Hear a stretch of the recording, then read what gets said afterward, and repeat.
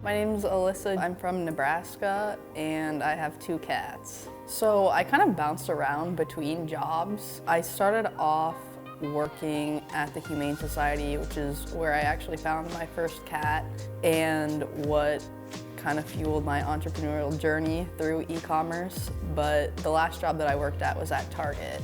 So I had just ended a previous business venture in real estate, and what really caught my eye about e-commerce was just the fact that you can do it from anywhere. The reason why I find it so important to work from anywhere is just because I love to travel and just kind of being able to have the flexibility and the freedom to be able to go wherever I want, work from where I want. Like I'll work from my pool at my apartment and, work in my pajamas, just kind of have that freedom to be able to do whatever. So what initially drew me to Ecom Babes was the fact that I just saw an ad on YouTube and I had just been looking for something that I could do to be my own boss, and it just ended up fitting exactly what I wanted. The reason why I wanted to work with Ecom Babes and with Courtney was just kind of the genuine energy you can feel that comes across when you interact with her, and even just what comes through video. Like you can really tell that she's doing what she's passionate about and she really wants to help women. I launched my store pretty quickly. I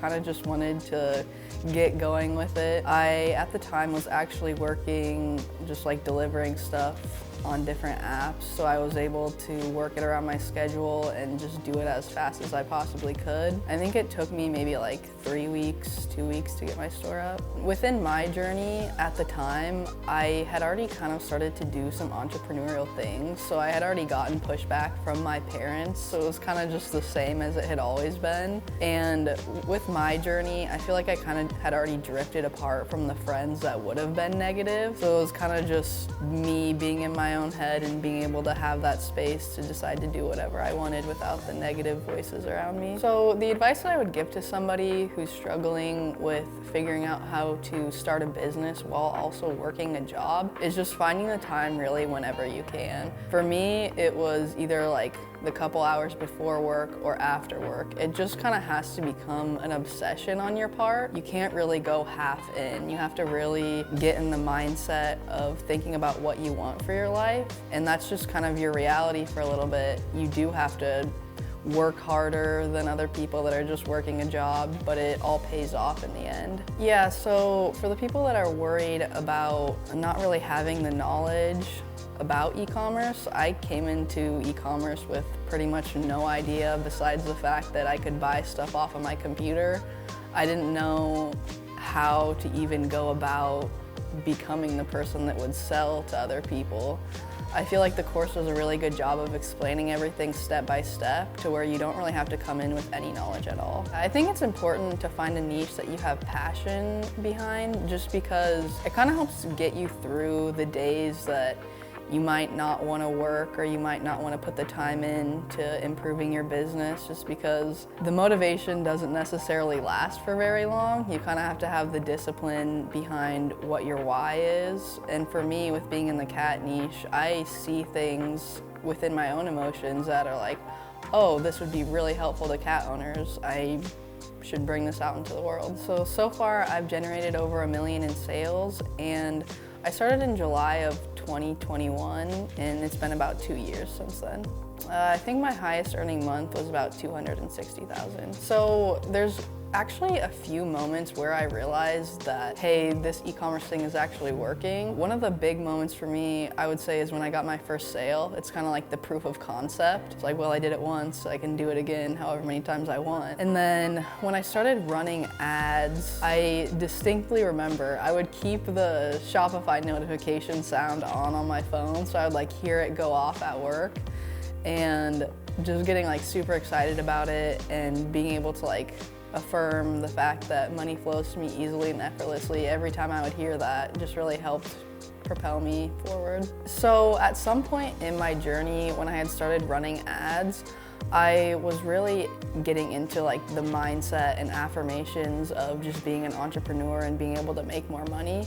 Because when you go from a place of being broke, it's hard to really see yourself as somebody that can be making a lot more money than just working at Target. Something that started happening to me was I would just like find change on the ground randomly, and that happens to everybody every once in a while, but it was too often to really be a coincidence, I felt like. So I would just keep affirming that money flows to me easily and effortlessly whenever I'd find change. So my journey with money, from going from being broke and having credit card debt to having more money than I'd ever seen in my entire life, was probably not what you would expect. It was very exciting actually making more money, but I felt like I kind of didn't really feel like I deserved it. So it was like I had all this money in my bank account, but it still felt like I had nothing. So that's something I'm still trying to work on. It's just kind of an ever-evolving process with mindset. It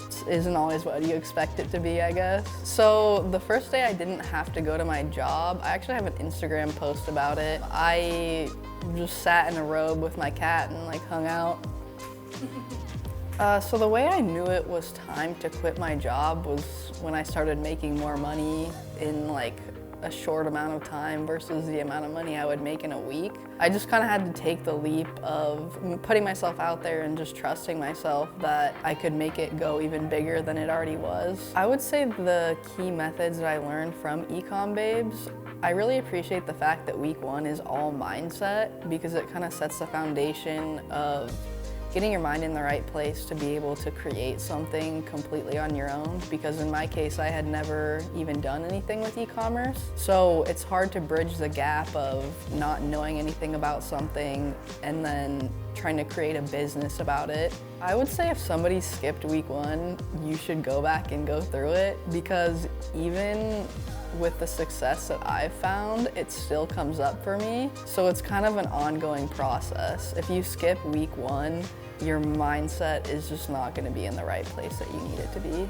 I feel like the reason why dropshipping has worked for me is definitely the Ecom Babes course. That's obviously the biggest part, but just kind of not giving up. You know, it's a proven concept that dropshipping works. You just have to find the right product and the right audience and convey your message in the right way. So just like any business, it's trial and error. You kind of have to test things, see if they work. If they don't work, you test something else. It's just kind of never giving up and just continually testing, because there could be just one little tweak that you could make that could completely put things in a different trajectory. For me, the initial hurdles that I faced was kind of just making decisions.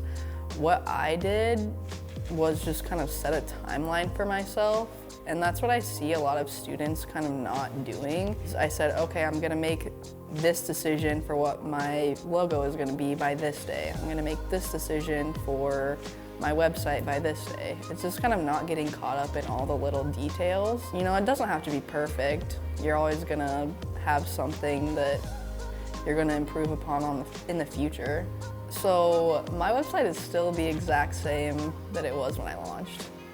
I feel like Ecom Babes has changed my perspective on e-commerce and being an entrepreneur in general, just by expanding the possibility of what I thought entrepreneurship could be. You kind of think of the typical, like, you have to be involved with a ton of people or work 24 hours a day. That's really not what e-commerce is. The mindset piece of Ecom Babes has affected me in a lot of different ways. As a business owner, it's just kind of the reminder that, you know, you can do whatever you set your mind to, and just continuing to improve in every facet of life, because I personally work out, and I feel like that's a good way for me to even just improve myself and my business.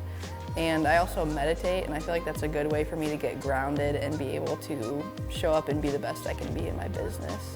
So I didn't feel skeptical about the course, just because I watched the initial video that Courtney had, and she just comes off as a really genuine person, and you can tell that she's very knowledgeable about everything in e-commerce.